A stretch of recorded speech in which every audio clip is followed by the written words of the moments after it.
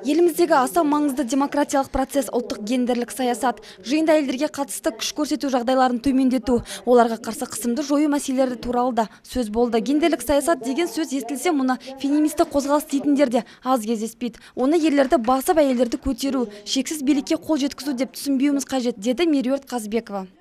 Біздің Жамбылға келіп семинар өткізудегі мақсатымыз ауыл әйелдерін қаржы мәселесін қалай пайдалану үйрету. Ол үшін Шеврон компаниясының қолдауымен мобильдік қосымша дайындық жүргізудеміз. Бұл қосымша тек кәсіпкер әйелдерге ғана емес, сондай-ақ барша әйелдер қауымына керек дүние. Және 2 күнде біз Жамбыл облысының экономикасына өз үлесімізді қосамыз деген ойдамыз.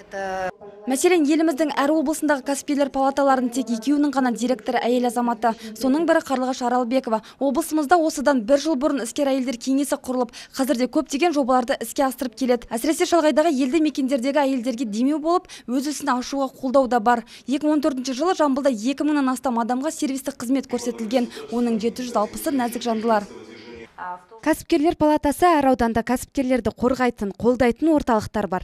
2014 жылдан бастап ол жерге әйел кәсіпкерлердің, сондай-ақ ауылдарға, аудандардағы әйелдердің көптеген шағымдары келіп түсті. Яғни құқықтарының бұзылуына байланысты өз жеке бизнестерін ашуға мүмкіндіктерінің аз екендіктерін жеткізді. Бұның бәрі ауылдардағы ақпараттың жеткіліксіздігі деуге болады.